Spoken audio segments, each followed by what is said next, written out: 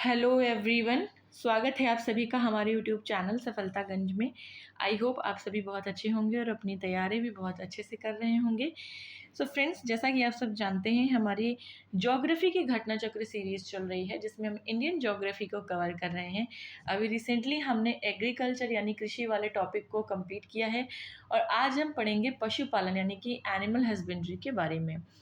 Animal husbandry भी आपका combinedly agriculture में इंक्लूड हो जाता है एक तरीके से। जब आप मिक्स्ड फार्मिंग करते हैं, हमने पढ़ा था कि मिक्स्ड फार्मिंग में आप पेड़ पौधे भी उगाते हैं और साथ में पशुपालन भी करते हैं, जिससे आपका डबल बेनिफिट होता है किसानों का। ठीक है, तो चलिए शुरू करते हैं बिना किसी देरी के आज के अपने सेशन को।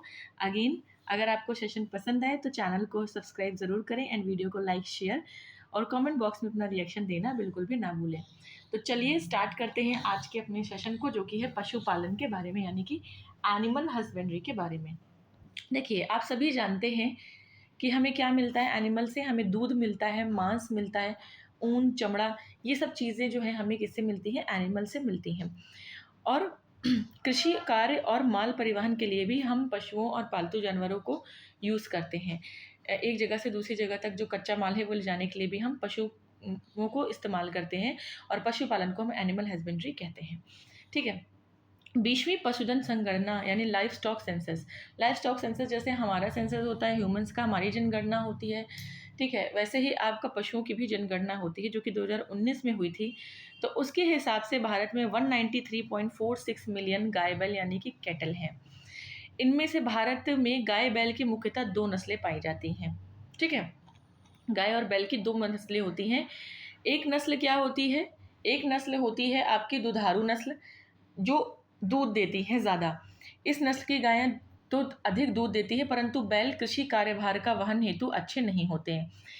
ठीक है, इनमें इसमें गिर, साहिवाल, गिर आपके गुजरात में है, साहिवाल, सिंधी, देवनी, थारपाकर, ये आपकी प्रमुख नस्लें हैं किसकी? दुधारू गाय की।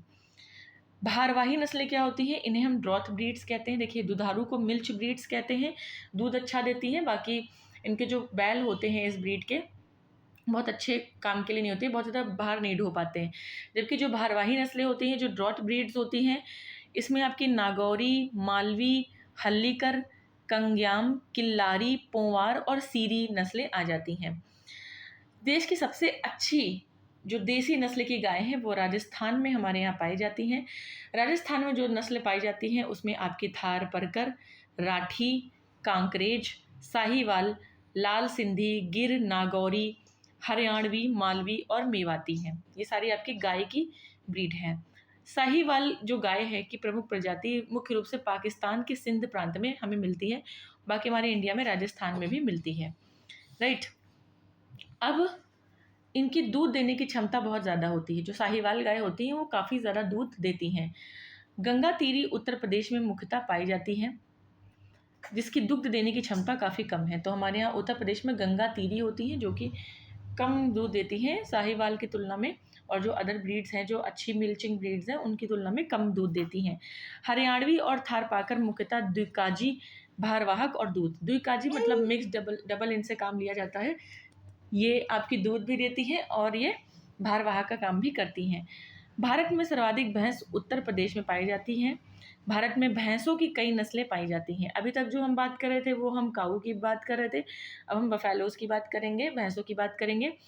भैंसों की ब्रीडें बात करें तो मुर्रा है, भदावरी है, जफराबादी है, सूत्री है, महसाणा है, नागपुरी है, नीली है, पंडरपुरी है। ये आपकी मुख्य नस्लें हैं भैंस की। भारत में सर्वाधिक भेड़ कहाँ पाई जाती हैं? तो भेड़ की अगर बात करेंगे यानी शीप की, तो ये तेलंगाना में पाई जाती हैं। ठीक, तेलंगाना। नेक्स्ट है आपका सबसे अच्छी नस्ल की भेड़। देखिए, सबसे अच्छी नस्ल की भेड़ कश्मीर, कुल्लू, चंबा और कांगड़ा घाटियों में, बेसिकली आपका जो पहाड़ी रीजन है वहाँ पर होती है। उसकी जो ऊन होती है वो काफ़ी ज़्यादा गर्म होती है और सॉफ्ट होती है। बकरी को गरीबों की गाय हम कहते हैं। बकरी से हमें दूध मिलता है, बकरी से हमें मांस मिलता है, चमड़ा मिलता है और बकरी से हमें ऊन भी मिलती है। जो आपकी फेमस पश्मीना ऊन है, पश्मीना वूल आपकी बकरी से ही हमें मिलती है। ठीक है, भारत में मांस का यह मुख्य स्रोत लगभग 35% है। भारत में सबसे ज़्यादा दूध देने वाली जमुनापारी नस्ल है। जमुनापारी आपकी बकरी की नस्ल है जो सबसे ज़्यादा दूध देती है। मांस और दूध दोनों की ही पॉइंट ऑफ व्यू से बहुत अच्छी मानी जाती है जमुनापारी बकरी। इससे हम पर डे 2.5 से 3 किलो यानी 2.5 से 3 लीटर दूध निकाल सकते हैं। और भारत में श्वेत क्रांति की शुरुआत जुलाई 1970 में हुई थी और इसे ऑपरेशन फ्लड कहा गया था। इसके फादर वर्गीस कुरियन थे, आप सभी को पता है। भारत में श्वेत क्रांति का जनक डॉक्टर वर्गीस कुरियन को माना जाता है। श्वेत क्रांति का जो संबंध है वो आपको पता है कि इसका संबंध किससे है। इसका संबंध दूध उत्पादन से है। वर्ष 2020 में दूध उत्पादन में भारत विश्व में प्रथम स्थान पर है। इस संदर्भ में भारत के बाद यूएसए आता है दूसरे नंबर पे और पाकिस्तान का तीसरे नंबर पे स्थान है। भारत में अगर हम स्टेट के पॉइंट ऑफ व्यू से देखें तो उत्तर प्रदेश में आपका सबसे ज़्यादा दूध होता है, फिर राजस्थान में होता है, फिर एमपी में होता है। ऑपरेशन फ्लड आपको पता है, दूध के उत्पादन में वृद्धि लाने के लिए ऑपरेशन फ्लड शुरू किया गया था, जिसका पहला चरण 1970 टू 1980 तक चला, दूसरा चरण 1981 टू 85 चला, तीसरा चरण आपका 1985 से 1996 तक चला। अब भारत डेयरी निगम यानी भारतीय डेयरी निगम इंडियन डेयरी जो भारतीय डेयरी निगम है उसकी स्थापना आनंद आपका गुजरात में है, 1970 में यहाँ पर की गई, जिसका उद्देश्य ऑपरेशन फ्लड को सफल बनाना था। जो नेशनल डेयरी डेवलपमेंट बोर्ड है जिसे हम NDDB कहते हैं, 1965 में इसकी स्थापना हुई। नेशनल डेयरी डेवलपमेंट बोर्ड और भारतीय डेयरी निगम के सूत्रधार कौन, डॉक्टर वर्गीस कुरियन थे और वही ऑपरेशन फ्लड लाए थे इंडिया में दूध के उत्पादन में वृद्धि लाने के लिए। राष्ट्रीय डेयरी शोध संस्थान डेयरी रिसर्च इंस्टीट्यूट जो है आपका वो करनाल हरियाणा में, जबकि NDDB डेयरी डेवलपमेंट बोर्ड जो है वो आनंद गुजरात में है। 1989 में डीम्ड विश्वविद्यालय का इसको दर्जा मिल गया। भारत में सबसे ज़्यादा पशु घनत्व यानी कि एनिमल डेंसिटी वो आपकी बिहार में है। कहाँ पर है? बिहार में, राइट। तो आप देख सकते हैं हमने पढ़ा कि उत्तर प्रदेश टॉप पर है, फिर राजस्थान, फिर MP आपका तीसरे नंबर पे है। मवेशिया या गोवंशीय इसमें कैटल्स हैं के संबंध में 3 राज्य अगर सबसे हैं ऊपर तो आपका पश्चिम बंगाल, फिर उत्तर प्रदेश, फिर मध्य प्रदेश, राइट। तो इस तरीके से ये आपका छोटा सा नोट्स का पार्ट था जिसको आपने 7 to 8 मिनट्स में कंप्लीट कर लिया। अब हम आ जाएंगे अपने क्वेश्चंस पर। हमारा पहला क्वेश्चन क्या कह रहा है, स्टॉक फार्मिंग क्या होती है। स्टॉक फार्मिंग का मतलब होता है, देखिए लाइव स्टॉक होता है। लाइव स्टॉक का मतलब होता है जो आप पशु पालते हैं अपने फ़ायदे के लिए, उससे कोई मांस, दूध या ऊन कुछ भी निकाल रहे हैं तो वो लाइव स्टॉक, उनको पालना, पशुपालन करना लाइव स्टॉक पशु को कहते हैं। और तो स्टॉक फार्मिंग में आपको दिख रहा है कि 2-3 फसलों को एक साथ उगाना, तो फसल से कोई संबंध नहीं है, फसल की अदला बदली इससे भी नहीं, उपयुक्त मुँह से कोई नहीं, ये भी नहीं। लेकिन बी ऑप्शन में आपको दिया है पशुओं का प्रजनन, तो पशुओं से रिलेटेड है आपका स्टॉक फार्मिंग, ठीक है, पशुओं से संबंधित है। नेक्स्ट है प्रति 100 हेक्टेयर सकल कृषि क्षेत्र में मवेशियों की संख्या का घनत्व सबसे कहाँ है ज़्यादा है। तो हमने पढ़ा कि अभी बिहार में सबसे ज़्यादा आपका एनिमल डेंसिटी है, ठीक है, एनिमल डेंसिटी आपकी सबसे ज़्यादा कहाँ है, तो बिहार में सबसे ज़्यादा है। नेक्स्ट है आपका भारत की लगभग 1/3 गाय बैलों की संख्या 3 राज्यों में पाई जाती है। तो ये राज्य कौन से हैं आपको पता है, उत्तर प्रदेश है, मध्य प्रदेश है और वेस्ट बंगाल। अभी हमने पढ़ा, कैटल्स के बारे में पढ़ा था ना, उत्तर प्रदेश, मध्य प्रदेश और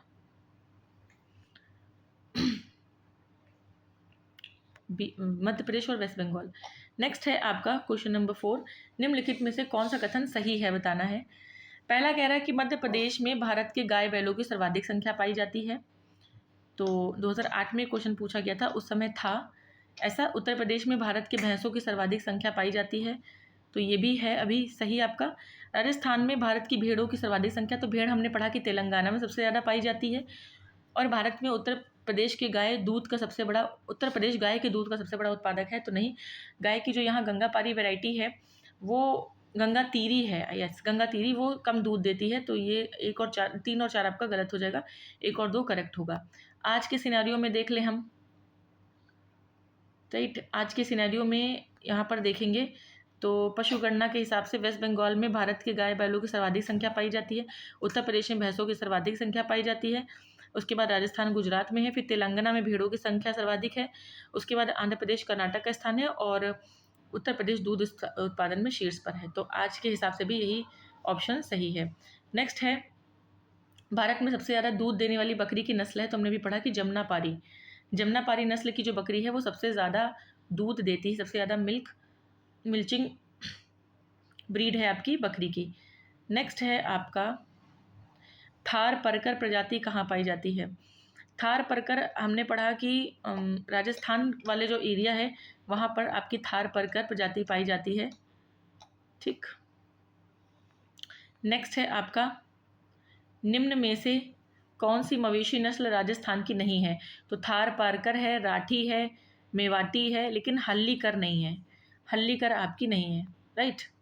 हल्लीकर कर्नाटक की नस्ल है, कर्नाटक की। नेक्स्ट है, गाय की जो नस्ल अधिक दूध देती है वो कौन सी है। तो वो आपकी साहीवाल है। गाय की साहीवाल नस्ल जो है सबसे ज़्यादा दूध देती है। नेक्स्ट है, विश्व में दूध उत्पादन में भारत का स्थान। तो भारत का स्थान प्रथम 2008 के हिसाब से, आज के हिसाब से हम देख लेंगे तो आज के हिसाब से 2020 में फर्स्ट है। नेक्स्ट है आपका, 2011-12 में दूध का सर्वाधिक उत्पादन निम्नलिखित में से किस राज्य में हुआ था।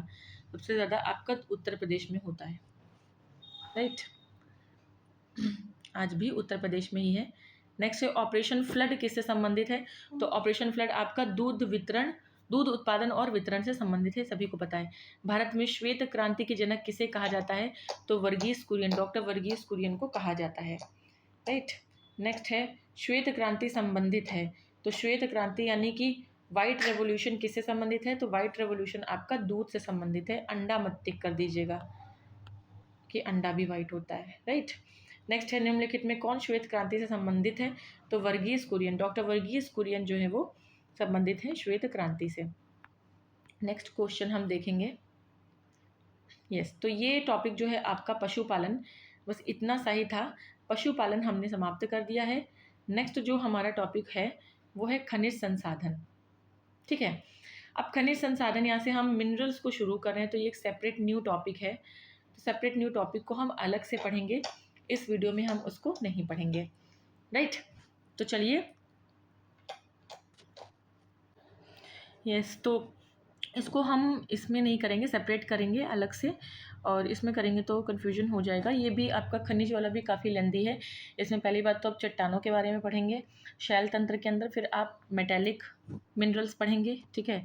मेटेलिक मिनरल्स पढ़ेंगे, धात्विक, फिर उसके बाद नॉन मेटेलिक पढ़ेंगे, अधात्विक, फिर उसके बाद जो एनर्जी वाले हैं जैसे पेट्रोलियम, कोयला, ये सब पढ़ेंगे।